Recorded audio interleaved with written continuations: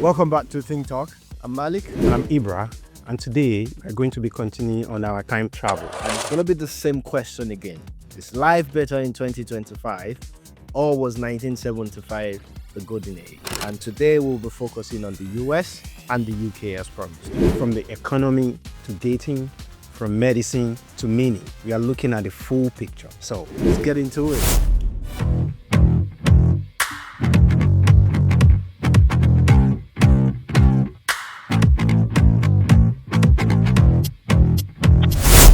So, the US, Ibra, in 1975, a dream was a house, a car, and a steady job.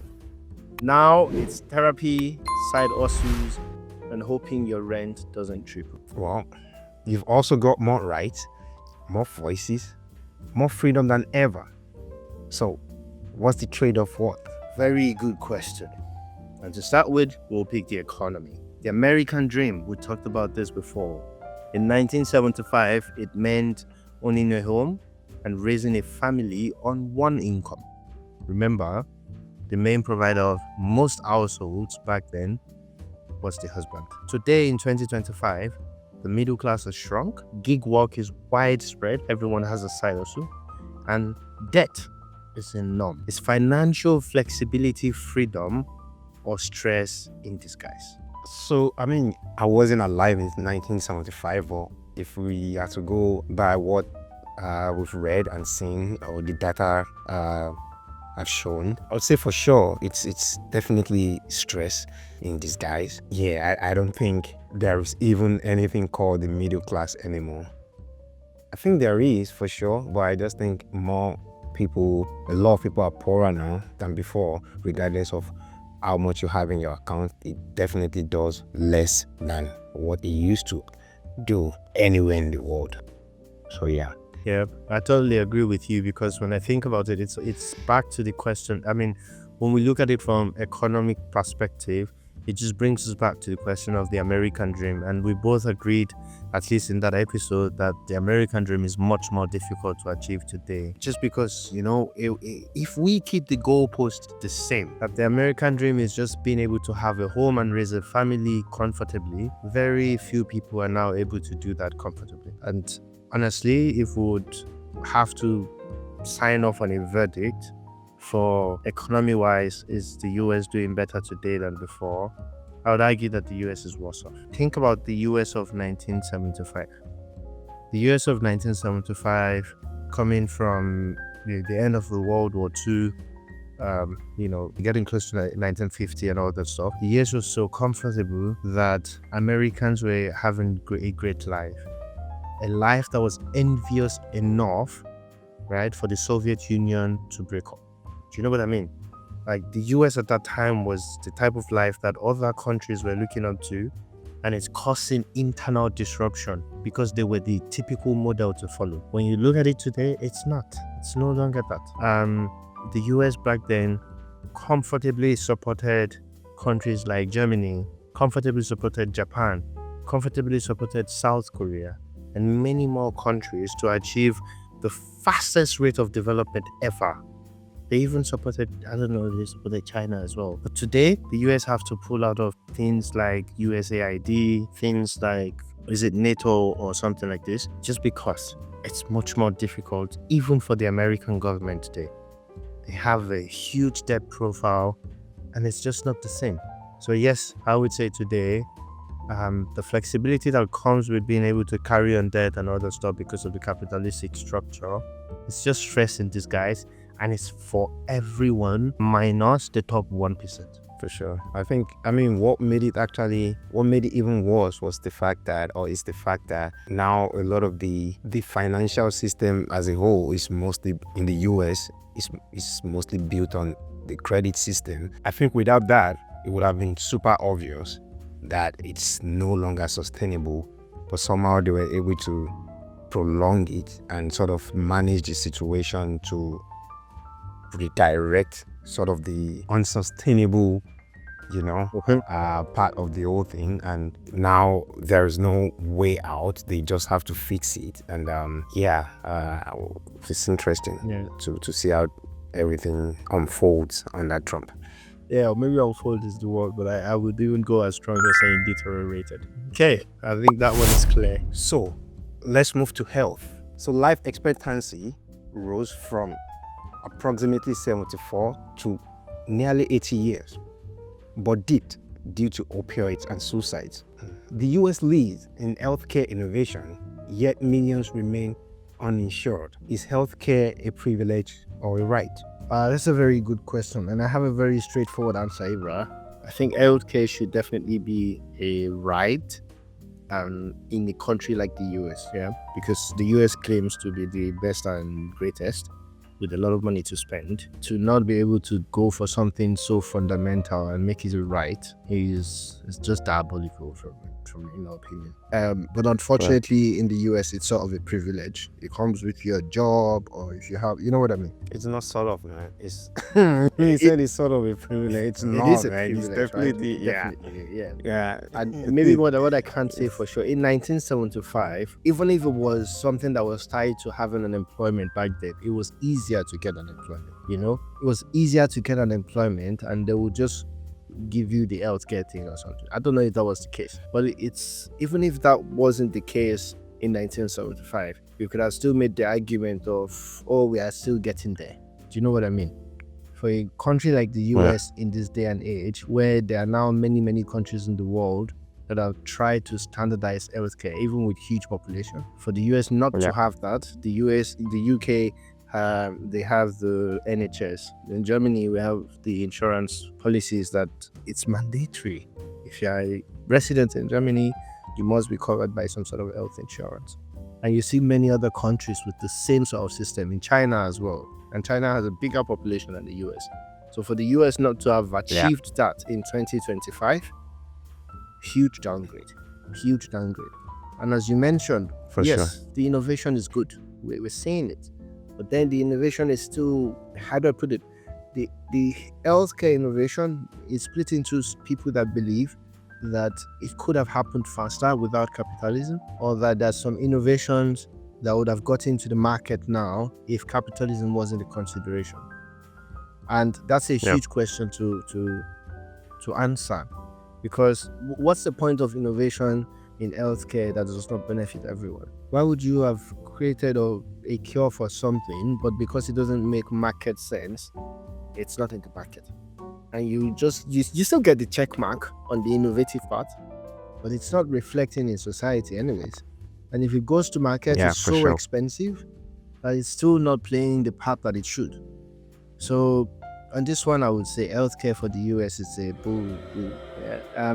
But I want to do it softly, that my position is, even if 1975 wasn't better, if we consider that the US is meant to be growing, the fact that in 2025 those problems are still there is still boo to 2025. Do you know what I mean? Yeah, for sure. I mean, I would also say, that in 1975, it would have been better then than now, because what we have now is quite interesting. I think the most unfortunate or the most annoying part of the healthcare system now is the fact that you don't fully really know what you get until you get sick. Like you would think you do, and that's why you see this whole Mangione, or what's this guy's name, that like the whole case the Italian guy has become quite viral. Yeah, because you would think you have something, you might be paying a lot actually, and then get sick, and they tell you, oh, sorry, and they won't tell you directly. They might be like, oh, like your coverage, because you would have like some list of doctors or hospitals that you can go to with your plan. Then you go to one of the hospitals and they tell you like, oh yeah, we ran out of doctors, or like that is in coverage, something like that. So then they would refer you to maybe the next hospital, like maybe 200, maybe 150 kilometers away, that you can try this. So everybody will start pushing you around. Because they would feel like, now we are not going to be the one to bear the cost for this, and someone's life is at stake. And you see this happening a lot. And some other times they just tell you outrightly like, nah, your insurance doesn't cover this, like it's supposed to be this. So much going on with the contract. They can always pull off something that makes you not qualify, Wow. even when you are paying. Wow. So it's not like the first problem is some people can't pay right now because it's really expensive, and some people still pay, and when they get sick, they don't get it. And I think that was the case with Mandioni, for example, as well. Wow. That sucks, man. Isn't that crazy for a country like the US? It's all about the money. From outside, they've sold the idea that makes it quite attractive. But when you really get into how everything works from the inside, you would have to think differently to really decide, like, is this money worth like pursuing like this? Is this how things are supposed to be? And that's an interesting conversation for it. Yeah. So for you as well, healthcare is a no-no, right? But yeah, for sure. This is 2 for 2 for the US, yeah? It's not looking good. It's not looking good. But yeah, let's go into tech. America led the internet revolution, right? But they also created attention economies, algorithmic addiction, and burnout culture. My question to you, Ibra, is, has innovation outpaced our humanity?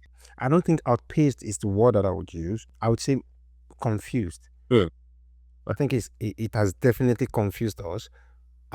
We confuse a lot of innovation for improvement rather than distractions. If you get what I mean. I feel like, yeah, of course, we've done some pretty good work, but some other things, like we discussed like the last time, like talking about Nigeria, the same question about tech, like some things we just don't need. It might feel like we need them, but we are spending a lot of money, like on the race of AI, for example, with Meta just acquiring this $15 billion whatever. And even Google and the likes, like Microsoft, are not really sure if that's the right move. And this is the same guy that has spent billions also on the metaverse and a lot of other things. It's like there's this race to somewhere, and that's that destination. It's not about humans' experience being better. And that's the problem that I have with tech these days. If you get what I mean, right? Yeah. So it's like we are trying to build these things, but it's now not coming from the perspective of life will surely be. They would sell some ideas of how it will make it better, but are those really the things that we need to make life better now? Yeah, I see what you're saying. That instead of actually stripping everything down to what do we actually need to make life better, there's something else that drives them. To be honest, it's money, yeah? And they can only sell what they think could be more addictive or could be more time wasting so that you're not focused and you spend your time, and you can sell that time now to people that are willing to pay the money for it. One thing that is coming to my head, at first I was thinking technology has been very positive for the US as well, right? As it is for the rest of the world. But now I started thinking further and I'm thinking, wow, one of the biggest things that I've changed from 1975 to now is how far technology has replaced jobs that allow people to be important actually back then. And this is one of the things that J.D. Vance, for example, also said in that speech when he was at this innovation forum thing. I think with that, we actually dissected that. How the innovation of tech have taken away the dignity of the American workforce, right? Especially for the blue collar guys. America and the rest of the world, they're further pressing into that. I'm not usually the type of person to say that AI will take our jobs, so don't develop AI.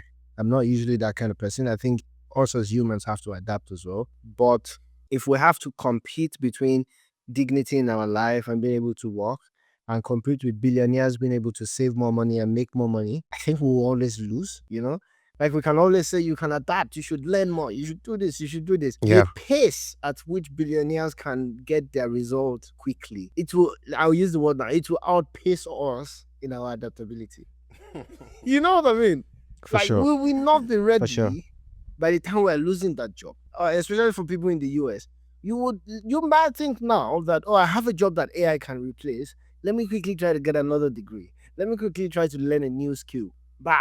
Zuckerberg is working faster than that. If it takes you 1 year to get a new skill, Mark or Sam Altman, they're about to kick you off your job in 4 years and in 4 months, right? Because they're throwing all the money in the world at it, right? And it has also, they have shown themselves in the past to not care for a balance, and the American government is not doing anything about it. So for this tech part, I would have said tech is always going to be a positive thing if we were talking about another country. But talking about the US, I think in the long run, and already as we see in 2025 with the job market, it's not a good thing in 2025. In 2010, amazing. Do you know what I mean? Made work simpler. Yeah, I think that was the peak. Exactly. That was the peak In of it. 2025 now, I don't know. The US government is not doing enough to protect the people from billionaires that are running towards this race that you're talking about. And what this race does, Yeah. it automates things.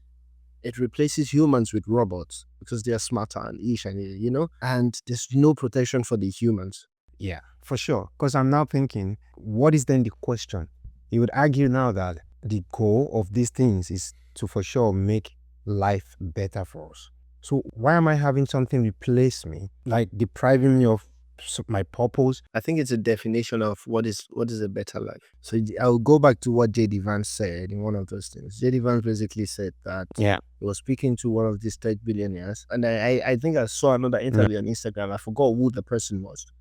The person basically said they don't want to mention the name, but it's one of these AI king, and this person in their private life knows that AI will fuck us all up, but outside they're pushing AI.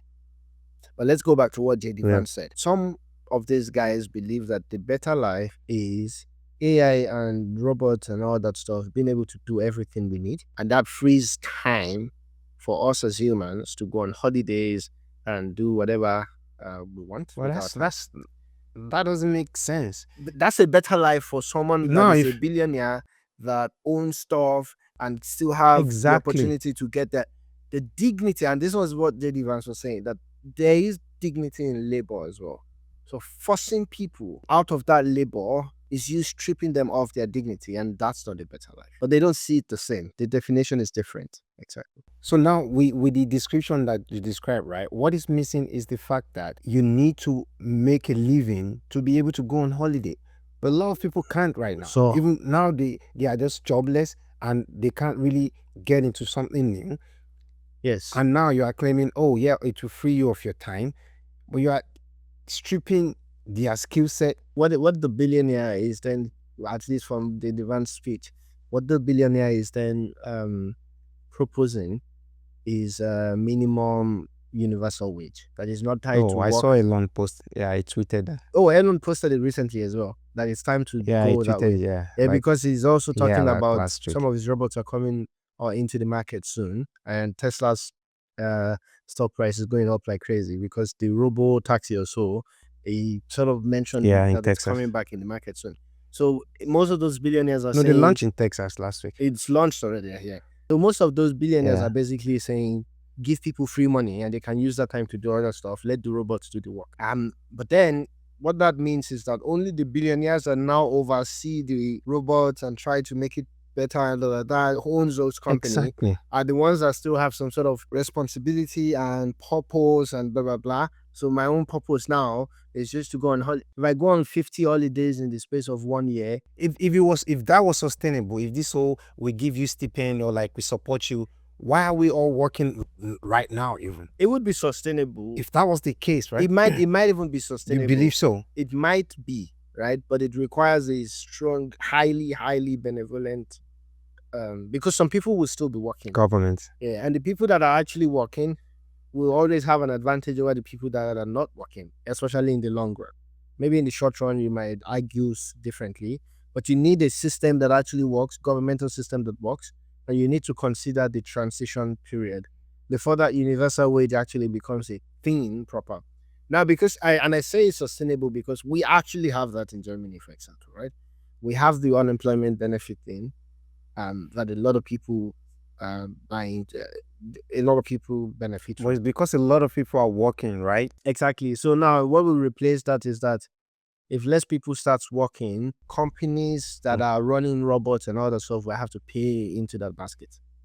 So the billionaires will have to pay, but their control is just heavier, such that if they decide not to pay more because people are complaining that they now need more to make it work, it's then a different story. There's also the transition period of it to clear out some jobs before the other jobs. There's also the part of how do countries now interact. If the whole US goes jobless and they are paying them this stipend to travel, Those guys will now fly to Nigeria, Thailand, blah, blah, blah, with free money that they get from their government every month to do what in those countries? To make these countries more expensive, to make, and those countries won't have the money to replace their own workforce with the robot. They won't have the money to do the minimum wage, minimum universal wage thing. There's a lot of complications coming with that. But I want to say that tech would have been positive if they have the right system of government in the US. And I'll give an example. In Germany, I remember when they decided that mining was going to stop in the part of Germany that was known for mining. Do you know what the German government did at that point? The government will pay them in this transition period. Government is willing to sponsor their education, but the government did not also force people. So the government basically said the last employee employed in the mining sector, if that last employee decides that they don't want to transition, the government still pays them until the day that they were supposed to retire. And that payment actually ended when we were in Ownham. I think it ended in 2020 or 2019. And I'm like, wow. An entire sector was shutting down, right? And they basically said, the last employee will take care of you if you choose not to go into other fields. But some people decided that they wouldn't. Yeah, and the government took care of that. Is the American government able to do something like that, even though they have the money to do it? I don't think so. At least the track record is not there. Yeah. So yeah, as we were talking about that, yeah, something came up that I wanted to share. So I wanted to ask you. There's this incident that happened, I think 3 days ago. So it was between Mr. Beast, the popular YouTuber, right, with some creators. So apparently, Mr. Beast has this personal developed AI system that he uses to develop crazy thumbnails that is far ahead of the game. Wow. Because Mr. Beast thumbnails are mad, right? So this guy AI. I mean, he's like the benchmark. Yeah, that's the benchmark for thumbnails, right? So that was interesting to me, for me to also, yeah, I thought, okay, that's interesting. Well, you can do that. So good for you. So he then thought, you know what, as I'm a benevolent guy, I just want to like give now at this stage of my career and life.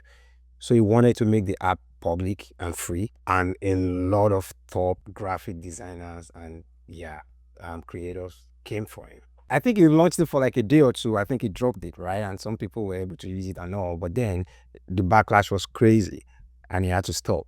And he then apologized and said, I'm sorry, because people came for him like, yo, this is our income. This is where we make our money. This is what we do for a living, right? So Nah, I don't like that one. I'll tell you why. Now, Mr. Beast still has that advantage. What should the YouTubers that rely on this thumbnail thing, what should they think? Now, Mr. Beast still has the advantage.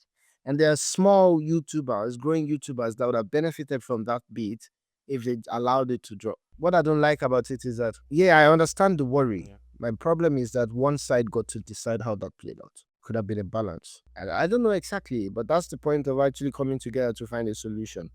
The graphic design community won.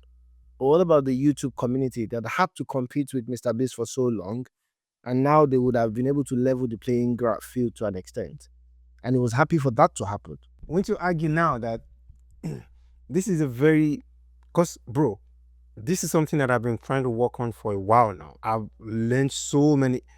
The point is, it's like this secret codes that people who really do, who figured it out, are not talking about. You would never see a YouTube video that is really telling you exactly how. So you would have to pick this. So I think from their perspective, now they are just trying to control what they've learned and what they've acquired through experience to give them competitive advantage. Would you disagree with that? So that is gone if it's public. Yeah, that's what I'm saying. Like, that's why I don't like that one side got to decide. They focus solely on what gives them their own competitive advantage, their own perspective. But then I'm saying they are also losers from Mr. Beast dropping that stuff. There are people that would have benefited from Mr. Beast dropping that stuff. Now one side got to decide and those people lost. Now imagine that smaller YouTubers also now start to give Mr. Beast backlash, saying, if you shouldn't have talked about it in the first place. You talked about it, you dropped it, and now you take it back. What the hell? And now it would be whose backlash is stronger. I didn't know how to react. I'm like, where do I? Because I get both Yeah. sides, right? But I'm like, I understand now. Props to Jimmy, man. Jimmy is actually a top guy yeah, because at the end, this thing it didn't have to. it didn't have to. Yeah, It didn't have to. So to turn something that it was only coming from a positive perspective and other stuff, to turn that into something that it was having to apologize for as well. but I is get it. digital. No, I get it because I don't get it. he's undeniable. Let me He explain should have- to you. Let me explain why I think okay, this makes now he is privileged enough to be Yeah. able to do that, and the most people that Uh-huh. came for him were other YouTubers, right? That are big but not as big. So they would sit there and be like, Why? you know what? We don't have the luxury to still do this kind of thing. At this point, he's undeniably above the game. You get the point now. So if he so much level the game, he's not going to be impacted by that. And some other people would be because they are competitive. He doesn't need any competitive advantage. That's the point I'm trying to make. All of them. All of them. Like, that's still very selfish. Now, what about us, Ibra? We are small YouTubers.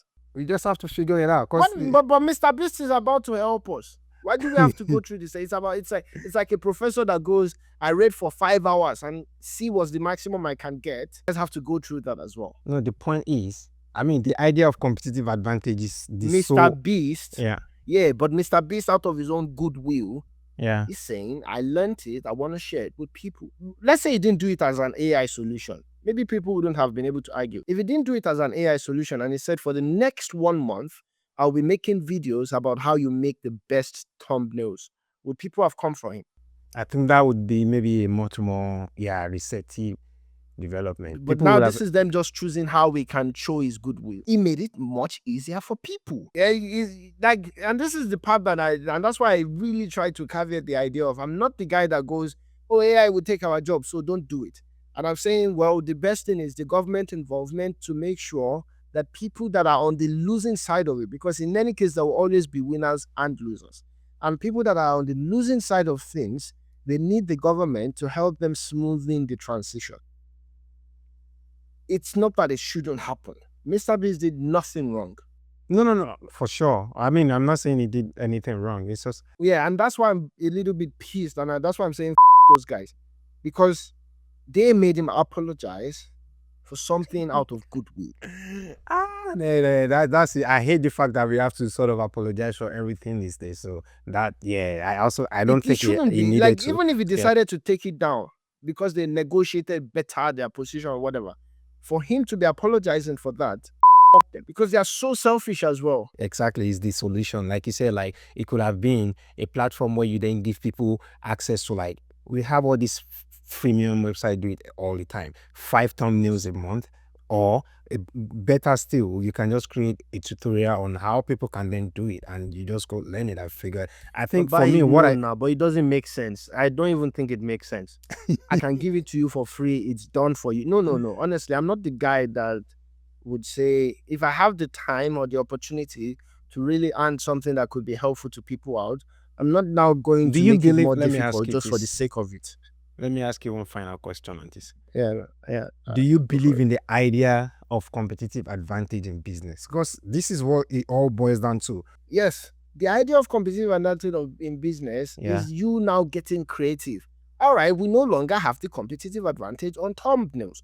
What else can we do? You're not going to be blocking No, but the point innovation is, no, that I'm saying, destroys. Yes, the competitive advantage thing is not stagnant. It's a continuous thing. That's what differentiated.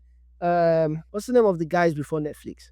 Those guys that wanted to buy Netflix and what's the name? I forgot. Yeah, I forgot the name, the but I know big what you're story talking that about. everyone always talks about. Yeah, this home something. Yeah, The loaning of cassettes at the time. yeah, and That's DVDs. that's the idea of competitive advantage. It's not a stagnant thing. If your competitive advantage was thumbnails, right, and innovation comes that disrupts that, you adapt, you find another niche, you find a better advantage, you No, find that's not something. the question I'm asking. This is how it works. I get Yeah. that. That is all true, but that's not what I'm asking. I'm asking from a Okay. a company or a business owner or a founder like point of view. Is it Yes. your goal or is it your goal or your mission to give out your competitive advantage? I get it, when it's out, No. it's out. No. It That depends was on who you are. Mr. Yeah. Beast had the advantage Yeah. and he gave it out. Yeah. It's not asking them to do it. The market changed. It's that simple. Yeah. Mr. Beast chose to do it. I wouldn't have begged Mr. Beast to do it. If they told me Mr. Beast had an AI and is doing it for him, it's so good, I think I'll be get you. like, I get you nah, now. Jimmy, Yeah. let's go. Good for you. That's So if why that you're is the gone, best. you get creative and you get on board and you find how to level up. Yeah, You that try makes to sense. do Yeah. exactly, but now he developed something to make it easy for the market, Yeah, and I see people what you are mean. chopping. Yeah, I see what you mean. I mean, apologizing for me, if I was him, I would never do that. I'm just gonna be like, I don't think I would take it back. Exactly. I know. No one beg. No one beg those guys. No, like it's Yeah. even annoying. Yeah, I'm not. Yeah. you have your YouTube channel. You are making bar. No one begged you. No one say make a video about your thumbnail. You were doing it. You were chilling. Big man Jimmy comes along and is like, I see a lot of small YouTubers getting it wrong. I want to make it easy. Imagine the competitive advantage of research that ChatGPT has broken. A competitive advantage of Google. Did Google try to be like, no, you can't go and do AI, blah, No, blah. What Google did is the Google king do? of that. Gemini. Yeah. You understand? People, this is the point. That's what makes it exciting. Now you want to keep on giving us your dirty I mean, if thumbnails. thumbnail Let is Jimmy. is the only thing you've got, man, then because that's not also You feel me? everything, right? So thumbnail is just a Exactly. very important part of it. But if your Exactly. content is solid enough, that wouldn't Exactly. shake you in any way, Exactly. I thought it was the graphics designers that were pissed at first, and even for them, I'll be like, I mean, those one didn't have tell a me- say. They were saying one or two, but why he took it down was other content creators The that fellow he's YouTubers. friends, that he's friends with, and they contacted him like, "Yo, no, bro, I you want to know those guys so I can Yeah, unfollow them. Mad. they will probably be your favorites, man. I won't follow Yeah. them. Nah, I won't follow them. Yeah, Well, because yeah. favorite and get sense. You don't see that's you now. So that took a while. Yeah, I know, Yeah. right? But I think we're also on the same page with tech. That it's a down Yep. story. All right, so we'll go into the next segment, subsection of this one, and it's about family and relationships, Ibrahim. Yeah. Uh-huh. So, in relationships today, there's more personal freedom compared to 1975, but we also have a very much higher divorce rate, lower marriages, and friendships are also declining. My question on this one would be: are we choosing individuality over intimacy? For sure. I mean, I think we've seen that happen over and over again. Everyone is focused on me, and yeah, this whole me idea, I think it's noble. It's like, oh, now you have to prioritize your mental health. You have to do this and that. There wasn't this whole conversation about mental health and all these things like in 1975, I'd argue. I mean, people were aware, but Yep. it's not like every conversation So is just about prominent. how does this make me now we are all just basing every decision of our lives on feelings, and I don't think civilization was built on feelings, right? It was built on necessity and what we actually have to do and give us purpose and continuity. But now we've chosen ourselves. Yeah, we start giving names to all this. Now every ex is a toxic guy, is a misogyny, is this, is that. So but I think for sure, we've started choosing this individuality route as to even communal, for example, and I think that doesn't help anyone. More adults, male, are having less friends above 30. I think the data states, and that's concerning. Like, that's really a problem that I know for sure wasn't there in 1975. And that's why a lot of people are not happy. A lot of people are taking pills now for depression, for anxiety, and all these things. And this is the reason why, because everyone is having this individualistic mindset. And I think that has to change for sure. And I fully agree with you. Family life, relationships today, it's so painful actually as well, because I'm still very traditional in that sense as a person. Family, friendship, I think this is one of the most important part of life. To see that that's one thing that we are giving up for the new world, it's very sad. People are just way lonelier. People don't want to work as hard as we used to see people work at marriages, at friendships, and even building a fresh relationship. And it sucks, honestly. And it's a combination of everything, right? The economic pressure, the tech distraction, as we have said before, and changes in the society in general. But yeah, this one is definitely, it's a very sad one. If you would ask me, and I'm a little bit melancholic on this one, because if you'd ask me that what's the absolute most important thing in life, I would say health and relationships. Bro, I can be the poorest person, but because I'm healthy and I have a lot of good friends and people around me that we can talk, how about you? And maybe this is one thing that they don't understand about Africa, Nigeria, and all that stuff. The West came to Africa and started assessing life in Africa from the Western lens.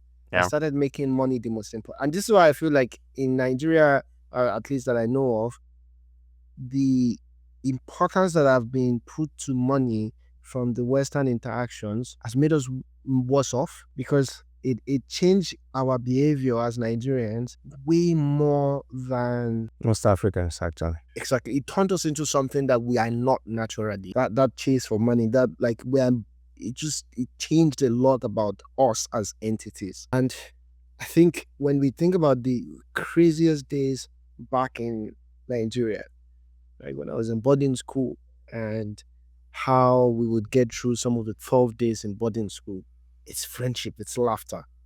You can be hungry for 3 days, but you are still happy. Yeah. It's just like Yeah. minor moments. Like, I remember back in uni, if you spend all your allowances too fast and all that stuff, and you're like, I will struggle 2 or 3 days before I call them at home that I need more money for this month. You know what I mean? Yeah. I have a Yeah. crazy story about this one. Just the importance of friendship and relationship. I remember one of my friends and I, we decided to go to school earlier because we wanted to go partying and all that. So we went partying, and we of course, spent a lot of money doing that. And we had not gotten our pocket money for the semester. And then after the party as well, we ran into some police problems. Anyways, no money with us. And I went back to school, hostel. But then some other guys were around as well. I remember Junaid. I was flat broke. I just traveled to school like 2 or 3 days before. So it didn't make sense for me to call them instantly as well. I'm like, at least let me use 1 week. And the remaining 4 days or so of that week, I was fed and all that by just my friends in hostel. I don't think they knew, but it's just we were there together playing FIFA. When food is ready, food is ready. Wherever the food is coming from, I know. that relationship, and those were Yeah. happy moments. Yeah. From that exchange, I became closer friends with some people. Like, we were already friends, but just from that exchange, we became even closer friends. And that's the thing. Those things are not common here in In the West. I would say the West in general, and I Yeah. think it's the thing that you see in the US as well. It's even worse off here, man. Exactly. It's extremely terrible, because I've also seen then situations of, in my building, there were people that were going through tough times, and the speed at which their friends dropped them. And this is one thing that I don't understand in movies, when I watch Hollywood movies and all that stuff. I mean, Nigerians might not we even have the saying, they might not be as close when someone goes from grace to grass. Yeah. You might not have many people, but you always have one or two people. You are never completely left alone in Nigeria. I've seen this, but even those people that will say, people only enjoy the good times, they run away in the bad times. It's just basically, well, if you are super rich, you have 100 people in your entourage. But when you're super poor, you at least still have one or two people left. Do you know what I mean? Yeah. Like, it's not a complete zero out as what you get in the West here. Bro, there was a girl in my building that was going through some very, very tough time of her life. I've not seen it in my life before. I feel like crying just thinking about it now. She was completely left alone. As at that time, I had just known her a little bit. And I couldn't take it, She would go hungry. It wasn't money, it's like some mental health situation. Yeah. She would go hungry for days. When I found out, that people just left her to it. Because of course she misbehaves when, some of those things are happening, Yeah. And people just started like, I would just judge her on that basis. I was so pissed. Bro, I had to, every time I cook, I'll be like, hey, I leave some food in your mailbox. I just I couldn't do it.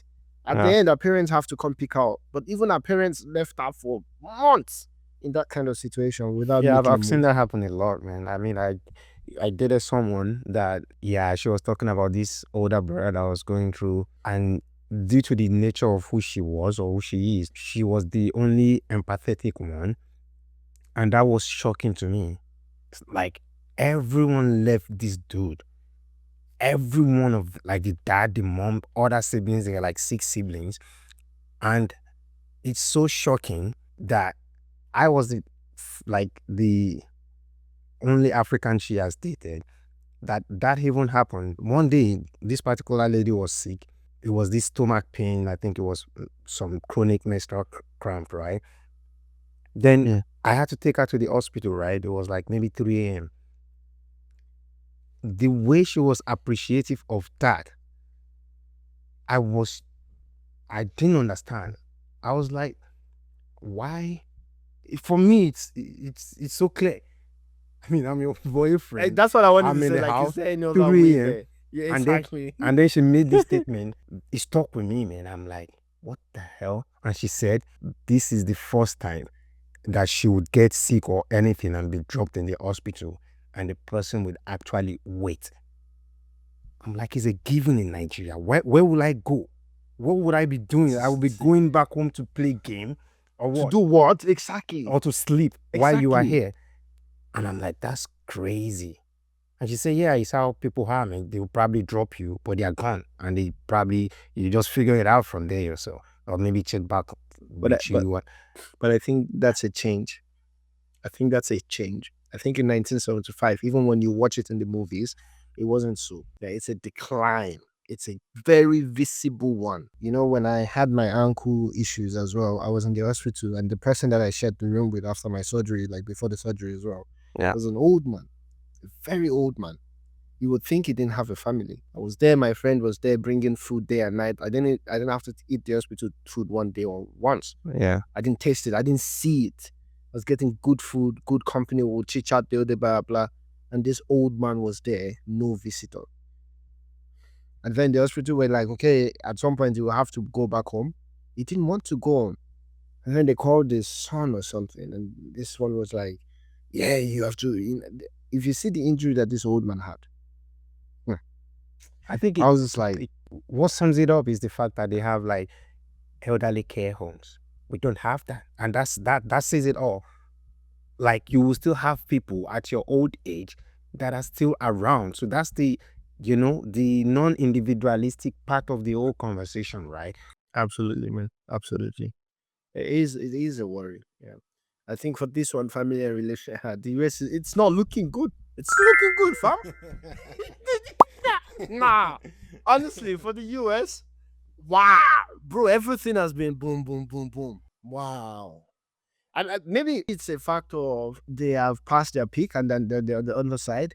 And maybe when we talked about, for example, Nigeria in the last episode, Nigeria is still going up and On the the peak is still rise. in sight. Yeah. Right. Yeah. And that's why we are still seeing it that way. Maybe it's just the position we are on the curve of development.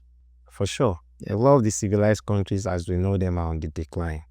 For sure. And we have new ones rising up for sure. Yeah. I think that's a perfect explanation. So, on social change, rights expanded across race, gender, and sexuality, but cultural wars and polarization dominate discourse. Is progress being undermined by division? That's a very good question. And I would say yes, just to answer very quickly. But my explanation for it might get tricky. Let me try to put it in the right way. I think the acceptance that we have today, the rights that have expanded across race, gender, and sexuality, I agree with it. I think everyone should be able to be whatever they want to be and have equal rights while being that.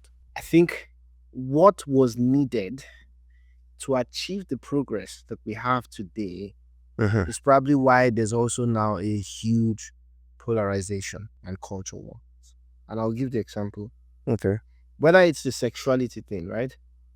There was a point where it's a case of we're not trying to convince you, we're not trying to make it fair. We just want to take over. We just want you to accept and shush. It's the same thing with the race thing as well. What I've seen with the race thing, for example, in the US, is there were still white people, for example, that were still racist, that you now had to force into the cupboard, right? It wasn't an acceptance out of, I now understand. It was a forced as acceptance of, if you don't understand, then you're the worst human possible. And I'm not saying, I'm not saying I don't feel the pain of when someone is racist. I'm black. I understand that. But I would rather have someone be racist to me than be in a forced shell of acceptance and behind my back be extremely racist, because they will even be worse behind the back. Do you know what I mean? So like you got everyone in the society smiling and saying we accept, and deep down they are deep down it's the devil down there saying black. Hi, my friend. You know what I mean? I think I see that differently though. I think the way that was achieved by forcing everyone into the box that the society needed is why this polarization is coming, because what then happened is the box got full. Now you got powerful people that were like, that man. Yeah, you got people that had unbelievable amount of money that then decided that, you can't force me to do anymore. And then those people spoke up, because now if you go on Twitter, for example, all this N-word thing that people would argue about, there are white people that have entire pages. They don't do anything other than carry a microphone and just be like, yeah, they're doing it now because they've been in a box covered, pretending as if we have made progress.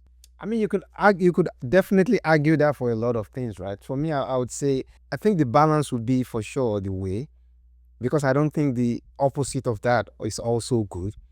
I feel like to some extent, we have to sort of accommodate other people, and that means sort of being accommodating, if that makes sense. You have to sort of not shrink yourself necessarily, or hide some of the things that maybe you don't like, just so society can sort of have a common denominator, if that makes sense.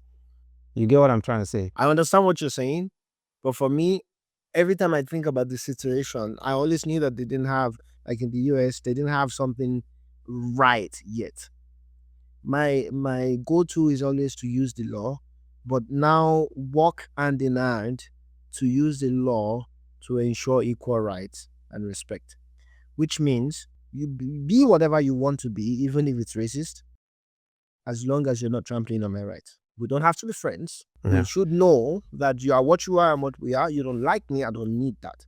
Don't trample on my right. But I think we moved into the direction of, no, but you still have to like me. You still have to accept me. Yeah, I think that's what I mean by the balance. Like, you for sure don't want to force people.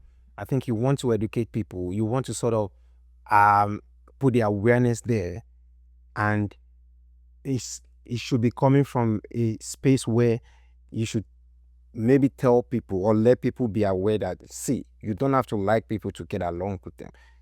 But when you force people to, no one wants to be told what he or she has to do, right? I think that's the problem. It's like, you can't tell me like I shouldn't do this when I'm feeling like this internally. But when you tell me, you know what, I get what you feel or how you're feeling, but it's just necessary for, and I think men, we do operate in that, from that perspective, right? Like, you would put aside a lot of things just to achieve a common goal. And I would say, I think with sexuality, with gender, I think those are the ones that are easily fixable, especially like we're saying in the US. But the tricky one is the race thing. I've thought about it a lot, and I don't necessarily see an easy way out. Some people would say, yeah, segregation. Some people would say this, black excellence, this and that. I don't know. I think the problem is how the white and black race was given birth to. I think the history that could never be erased, that was problematic for sure, is the problem why this is not People feel Yeah. differently about this, and there is no one simple way to sort of fix this unless maybe we go back in time. No, you're absolutely right. Yeah, and for me, I would argue that there can only be unity and equality in the face of the law. And this is what the US is still not getting right. A consensus on the law of humanity would mean abstracting completely from race and saying, this is the law, this is how it should be. And in every moment that the law is applied, sometimes Yeah. they allow some loopholes Yeah. that allow, for example, black people to suffer from the law more than white people. For the exact same And crime, for sure. Yeah. every single time that happens, that's when some sort of investigative team from the presidency need to go Yeah. pick up that judge and be like, I don't care what you thought you were thinking. This is ABC. This is Yeah. ABC. If this person have more this and this, then it has to be simple. You are no longer fit to be a judge. The problem with that is that the race of the president, the race of the people in control of the system now comes into play, and it makes it very difficult. So my point is that, and a clear solution to even achieve what I've described now, I don't see it. But then the question of, is it worse off compared So- to 1975? I'm not even sure. Because 1975, I don't think it's wasn't- worse off. Yeah, I think it's better, Yeah. right? I think it's for sure. Yeah, this is the one thing that I would still give, that at least now a black person can stand in front of a white person and be like, "F you," and nothing will happen. They can off and puff. Nothing will happen. I don't think that would be a United States black president in 1975 either. Yeah, exactly. That's another thing. Yeah, and a gay guy can literally just walk around and gay. Yeah. Artists, people, celebrities, you have that now as well.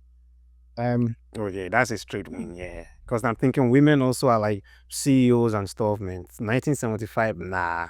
So the progress is undermined by division, because it's showing us that even though we have come so far, there's still so much to do.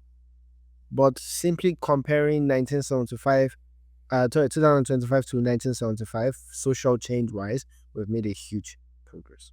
At least the US has made a huge progress. Sometimes, things pull them back. I know some gay people, for example, that left the US when Donald Trump became president. Those things happen, but I think compared to 1975, this one goes as a win to 2025. However, the division is still undermining that progress, to be honest. Because the division is not small. Sometimes it's almost like, how far have you really gone, right? Yeah. Especially in 2025 with Donald Trump doing this thing with, what's the name of that stuff that he did when he, I think the What's first that? executive order, The DEI. affirmative action, DEI thing, and some of the other things that he did at the beginning. It's not that they were not right or they were wrong or whatever. It's just the how. The how is very questionable. And from that perspective, that's why I'm saying the division today you almost forget that we have come a long way. But for sure, we've come a long way. So for this one, social change is up for the US. That's the only point the US got, right? Yeah, this is the only point. This is the only point. And this now brings us to the outcome, that in general, the US is richer in rights and reach, but they are poorer in trust and togetherness. What would be your verdict? I mean, yeah, freer but lonelier, right? I think that sums it up. Kudos to the US. Now we're going to move into the next segment, and we're coming to the land of the in it boys, in it, the prince, the kings, the queens, the chief colonizer of the world. Sorry, I shouldn't No, have put yeah. it like that. Yeah. But yeah, Britain was, I'm sorry to the UK. Yeah, I mean, it's his facts, right? Yeah. It's fact, exactly. Britain was proud in 1975, maybe even too proud. But now Arrogant. it's questioning itself. Is that growth or decline? Yeah. It's a mix, right?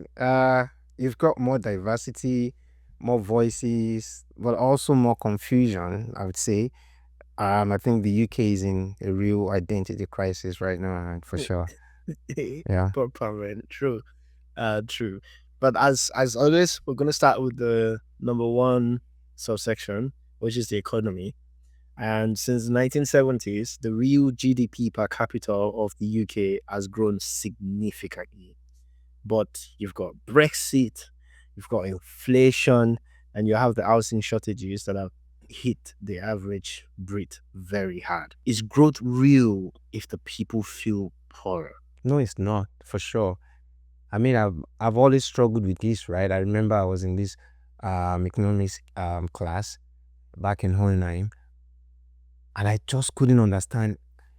It's like it was so glaring that GDP is not everything, right? Then this lecturer kept on going with this whole idea of per capita this and that and the growth. And I'm very sure if you ask anyone who have lived in 1975 and right now in the UK, they would give you all maybe unanimous answers, right? Like, nah, this is it's terrible right now. And now Yep. we are talking about GDP going stronger and all, but it's not about that. It's about how the people experience what is going on. And I don't have to be in Britain to know for sure that a lot of their millionaires are leaving and they're going to places like Dubai, to Singapore, and just to Yeah. avoid like the taxes. Like there's no real solid Yep. development right now in Yep. in the UK. I think if you want to give an example of a collapsed civilization, or at least on The the UK. decline, the UK is the prime example of that. So it is. Economy wise, I'm serious, Look, I was working on a project with a much older colleague, and back in the days, this older colleague was already comfortable enough to buy a house a vacation house in Spain. He was collecting cars, Fast forward to 20, I think that project was around 2020 or something, or 2020, sorry, around 2021 or 22. Fast forward to 22, that vacation house had to be sold. His car collection is the one thing that is holding on to close to retirement. That tells you the story. Just from one person's perspective, but yeah, it tells you the story. Now you have a country as great as the UK, and that country only has let's say England, for example. Let me not bash the whole UK, but at least England only has one reasonable city that you can be like, okay, there's still a charm to it. London. It's not the same London that people say you get stabbed every time you go. Maybe not every time. Now the chances of you getting In stabbed London, in London is everyone, higher than everyone sees you with a nice wristwatch and they're telling. I've heard it so many times, brah. Don't go around London with that wristwatch. Don't relax. It's fine. Imagine, and people will be like, yeah, you should get a fake wristwatch that you can wear in London, and then you get stabbed for a fake wristwatch. Isn't that crazy? I think there was even a news about that. Yes, and that's the one reasonable city. Birmingham, it's a beautiful hole. So the hole. Yeah. I mean, people living in Birmingham, they agree to this. They accept this, which is crazy. If they are finding it hard to agree, they should travel to Germany for once and see the difference, man. It's Exactly. clear, bro. Night and day. Clear. Night and day. Yeah. So I absolutely agree with you that the growth is not real if the people feel poor. The GDP thing, and fickle. even if they're using GDP per capita, blah blah blah, the way the wealth is still concentrated. Look at the salaries in the UK in 2025. Yeah. Look at how the wages in the UK have developed, considering the housing prices. So. Bro. Now this thing that you mentioned now, it just occurred to me.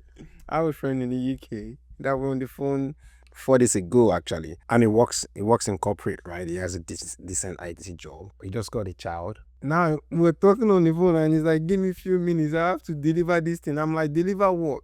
He said, oh, boy, do not dash on the side. I'm like, that's crazy, bro. Yeah. Yeah, my brother as well in the UK actually, like he doesn't do it regularly, but he has another contract where weekends he will quickly go do care stuff. Like he has a proper job in the office and all that stuff, but whenever they want to work towards a particular stuff, because his wife is also off work at the moment, he will just pick one weekend and be like, let me quickly go do one strong 36 hours. Man, that's wild, man. Bro, You like, can't even sustain your yeah. household on one income. Yeah. Like, even On one income, it's not happening. It's not happening. Everyone in the UK, like, I watch some YouTube videos and they'll be like, I earn so good. We're a family of two, we're a family of four, two kids, we earn so good. I get £2,500. And another one goes, I get £3,000. And this is like, I earn so good in the UK. Just stop it. yeah. For a first word, I use the word first word. Nah. For a developed country. Yeah. Like forced anything or even develop. Nah. Bro, they know this too. They are struggling, man. They're struggling. They're struggling. Yeah, there's a lot to do. There's a lot to do in the UK. Bro, I'd argue, man, for sure. Nigeria is richer than UK. See, forget all their GDP per capita, man. See, when it comes down to it, we can create stuff, man. We can go fully on farming. We can go fully on oil. We can go fully on a lot of these things, right? But UK don't have nothing, man. Now the financial system, which is massive, because for Europe, they have the advantage of the language and the financial system, right? Because Yeah. compared to Germany, in Frankfurt now, the stock exchange, it's still very German oriented. And it's affected by everything that will affect innovation in Germany and speed. But then you've got London, and London is smashing it.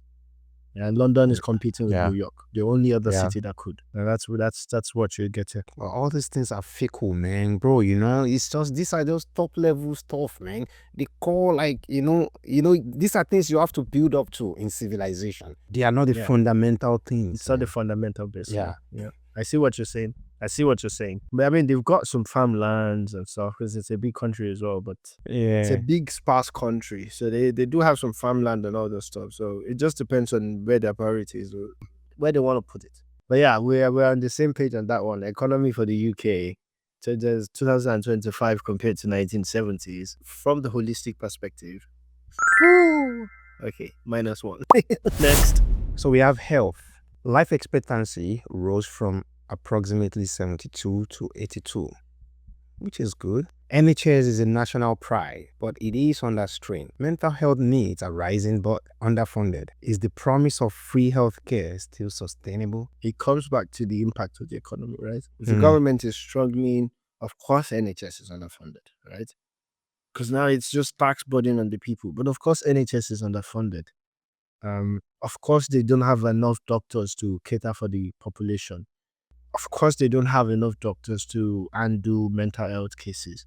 And what you then get with the NHS nowadays is long appointment wait times, especially for some specific ailments. In that sense, the stress on the NHS is massive. But I still have to give kudos to the UK that they keep it running. There have been many political conversations around it, but I still have to say, at least they are still offering it as free. I don't want to say free healthcare. A lot of people pay into the NHS basket, but as government-controlled healthcare, it actually still works. It's working slower than before, but it works. Now, I don't have a comparison to compare to 1975. So when I say it's working slower than before, this might just be compared to 1990 or something. Do you know what I mean? Yeah. So on this healthcare one, I would still say any country in this struggling world that still manages to offer healthcare to every single person at such an affordable rate, green for me, honestly. No, China is killing that right now, man, with their population, bro. I think it works efficiently there. I've seen some videos from Chinese online. I'm like, wow. I saw a video of this lady that went for some sort of checkup for a whole day. The kind of treatment she was getting. It's almost as if their healthcare is still sort of subsidized even for aesthetic stuff. This is interesting, actually, because I feel like this is always the case when a country is on the rise, right? Everything seems to work. Everything is like amazing. Everyone is jealous. Like, how are they making? Well, I think the only inevitable end is just that it will stop working, right? Yeah. Or is it? You It can't work down. like that forever, right? So it can't. Let me put it this way. It can, because you have people constantly working on it and trying to look at what problems might arise in the future and trying to work against that. I think one of the things that have affected the US, the UK, it's two things. It's how the wealth got concentrated on one part and then it changed the direction of their leadership, the control that wealthy people had over their leadership. They stopped prioritizing the greater good and started prioritizing benefit to the rich. But I also think population increase is one of those things. And this is one thing that China has been working hard to control. So because of the type of system that they run, they're able to tell people down to the point of Benny, you can only give One birth to one child. child. Yeah. Say, Yeah. we put a policy on that one too. Yes. So they're controlling everything. I think what would create the fall, what makes the fall inevitable is that usually you will now struggle to have continuity in government and leadership. And maybe Yeah. this is one part. I am not Chinese and I don't want to say things that I don't know much about. Maybe if I was Chinese, I might feel different. But I think this is where their one party system now comes in as a huge advantage. That they've looked down into the future and they're like, if we really want to lock it down, continuity has to be a thing as well. So it's going to be one party system and the agenda will be the same. Yeah. So if adaptation is happening, they usually have this era type of storyline, but then maybe they'll go from the era of growth to era of management to era of sustainability. You know what I mean? But it would be a continuous flow from the previous era because it's a one-party system. I'm looking at you. Try to analyze it, bro. It's not that deep, man. It can't. I'm like, oh no. See, bro, as long as we are talking about humans, it can't. Forever is a long time, bro. Forever is a long time, man. You can analyze it, you can, but it can't. I know that forever is a long time. I just wanted to point out that the break won't come from the system not wanting to function. It will come from a car that takes over and decides not to do what it's supposed to. Do you know what I mean? Or what they're supposed to. I'm just trying to put it that the reason it won't be the case is because there will be one human being that will come and change the whole agenda. If we could have some sort of continuity in humans being, we know enough to look forward and backwards to maintain a balance. We know enough to be able to maintain that forever. Do you know what I mean? Like, we're that intelligent. It's just that emotions and other things will come to it. Emotions, intelligence, selfishness, but then you then have external factors as well. Exactly. You also have external factors like the leader of the next country that's powerful. There's war. What is happening then at changes that completely. era? I mean, it could go on for as long as 5,000 years, 10,000 years even, but forever is It's long. just, exactly. Yeah, you're right. Yeah, you're right. So yeah, for me, healthcare UK. Back to the UK thing. Healthcare UK. I would say the fact that NHS still functions, for me, then it's a great. What about you? For sure. I mean, definitely, as long as they are trying to make it work, that's a win in my books, man. Like, I mean, yeah, that's enough, you know. Still pushing good. and trying to make it work. Yeah. Now we'll go into security, which is a very interesting one. We talked about security for Nigeria. We talked about security. We didn't really talk about security globally, but we also didn't really talk about security for the US. Maybe because we didn't. I won't say why. But anyways, security for the UK. Surveillance tech and community policing has increased, but so did knife crime and urban unrest. Is it safer or just more managed today? I don't think he's both, man. I mean, yeah, it's not safer and it's not managed. I think if it was maybe well managed, maybe we wouldn't even know, like, being outside of the UK, right? So maybe you might have a different perspective of what is going on there, but which is better for them, right? Everyone knows what they get when they go there, right? So, but I think for sure it's not safer. Maybe some places safer than some other places. I do have a friend in Scotland. I think is Scotland part of the UK? I think they are, right? So, like, is it Scotland or Ireland? Yeah, I mean, I have friends, like, you know, not just in England. Scotland, Ireland, yeah. So, like, I think it's even better off in, like, in those places than in England, for example, which is still something, right? So, but I don't think it's safer than 1975. I don't think so. I agree with you.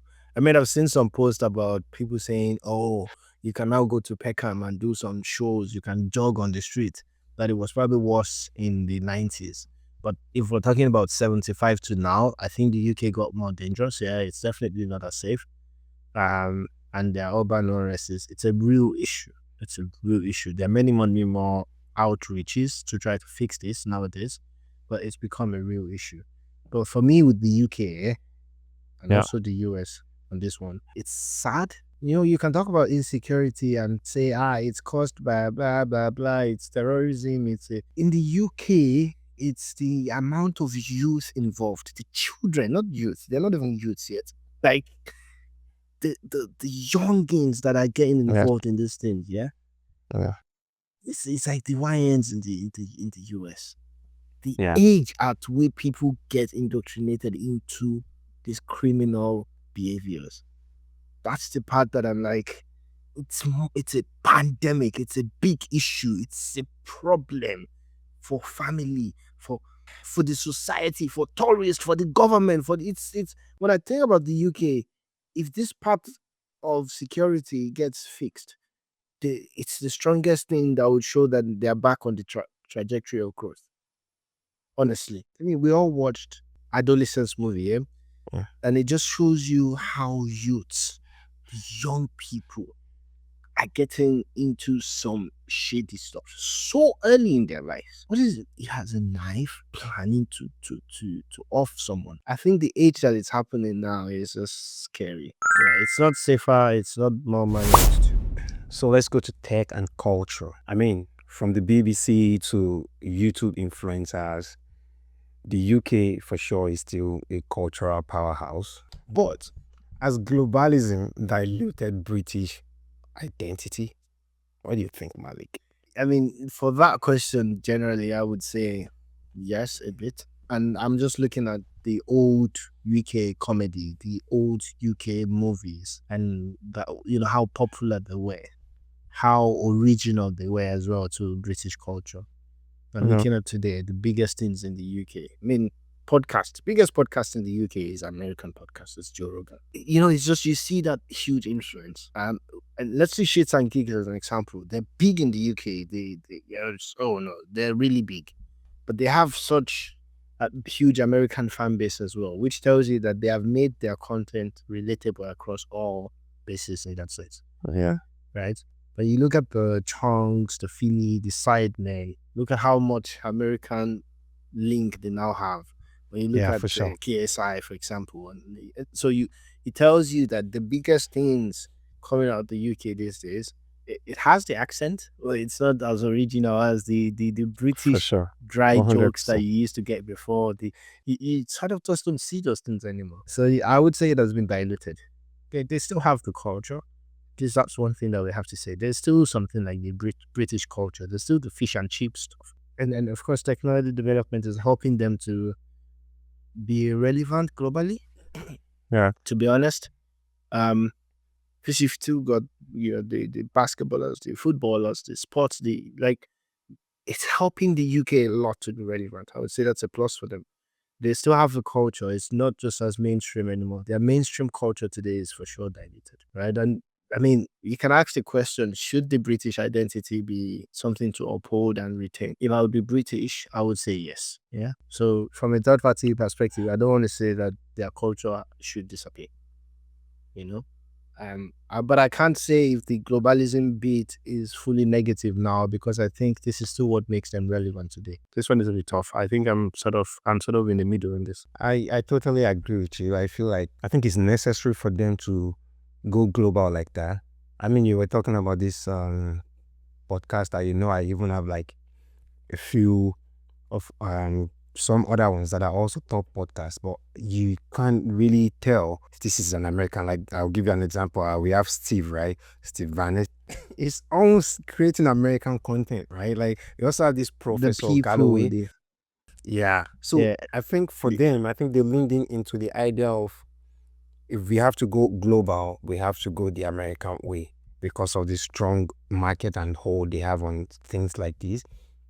I don't think it's a bad thing. I think in that space, it's definitely working out for them, because if you go into like music, for example, when you try to sort of do this cultural thing, at best, it will cut across Europe, maybe, for example, like the grime kind of rap, for example. Like, most Americans will listen to it and they will laugh about, like, I have seen them on this radio show. Like they TikTok were as well. laughing, like, well, what is this? Like, and for me, I find it interesting. I love to listen to it, but that's a typical grime UK is fine. thing, right? Yeah.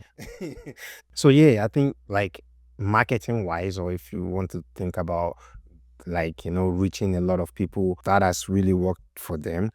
One aspect that I would say maybe it's they need to preserve like the culture, the UK culture would be probably in comedy. I think this guy said it best. His name, you know him, he's a comedian. He's called Ricky Gervais. He's this. I Okay. find him quite funny, and you know, but this is not even peculiar to the UK. It's like this new movement of what you can say or what you can't say in comedy these days, where everything is sort of being censored. And I don't know what the culture is when it comes to comedy in UK, but I think they have this different sort of angle to comedy. They can be quite mean sometimes. They can be dry. It could also be like dark humor. And I think a lot of UK people work with that, right? But I don't think that cuts across. Like, I think they'll get cancelled easily if they try to sell that in the US market. We know how US can be liberal and progressive, and you know, this sort of things. But for me, I would say maybe they need to preserve that. But for sure, for the most part, I think the tech culture, like this whole influencer or like podcasting thing, is definitely a plus, a good thing, and it hasn't really diluted. Maybe it has a little bit. But it's I mean, the necessary. accent is still there.